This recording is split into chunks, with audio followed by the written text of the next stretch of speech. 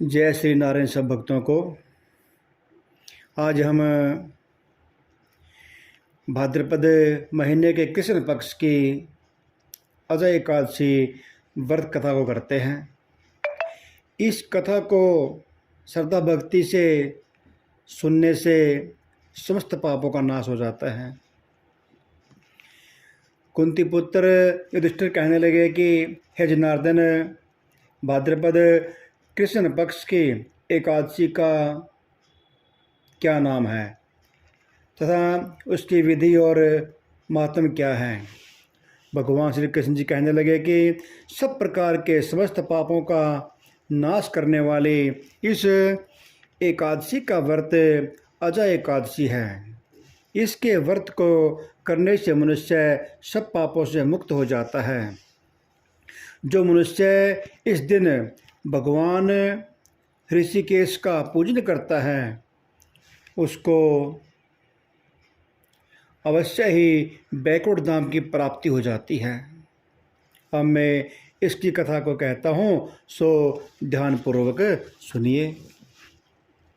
प्राचीन काल में हरिश्चंद्र नाम का एक चक्रवर्ती राजा राज्य करता था। उसने किसी कर्म के वशीभूत होकर अपना सारा राज्य व धन त्याग दिया, साथ ही अपने स्त्री पुत्र तथा स्वयं को भी बेच दिया। वह राजा चंडाल का दास बन गया। सत्य को धारण करता हुआ मृतकों का वस्त्र ग्रहण करता रहा, मगर किसी प्रकार भी सत्य से विचलित नहीं हुआ। कई बार राजा चिंता के समुद्र में डूबकर अपने मन में विचारने लगता था कि मैं कहाँ जाऊँ, क्या करूँ जिससे मेरा उद्धार हो। इस प्रकार राजा को कई वर्ष बीत गए। एक दिन राजा इसी चिंता में बैठा हुआ था कि गौतम ऋषि जी वहाँ पर आ गए।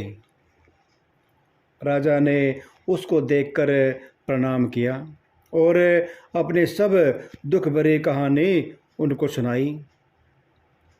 राजा की वह बात सुनकर गौतम ऋषि कहने लगे कि राजन, तुम्हारे भाग्य से आज मैं 7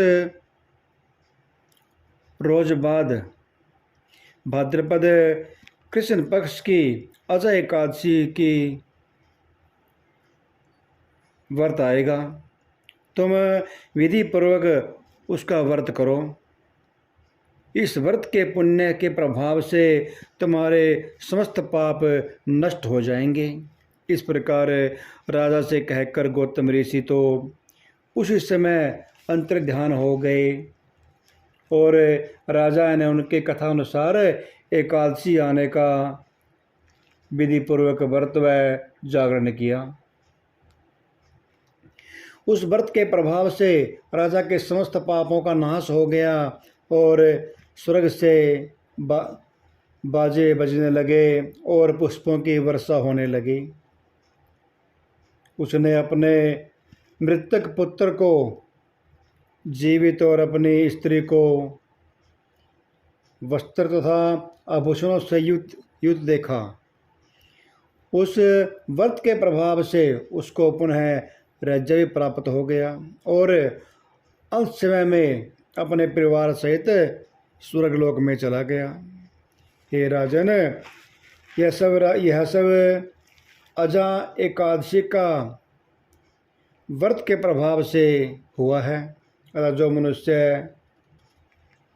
यत्न के साथ श्रद्धा भक्ति के साथ विधि पूर्वक इस व्रत को करते हुए रात्रि में जागरण करते हैं, भजन कीर्तन करते हैं, श्री नारायण जी का भजन करते हैं, उनके समस्त पाप नष्ट होकर अंत में वे स्वर्गलोक में जाते हैं।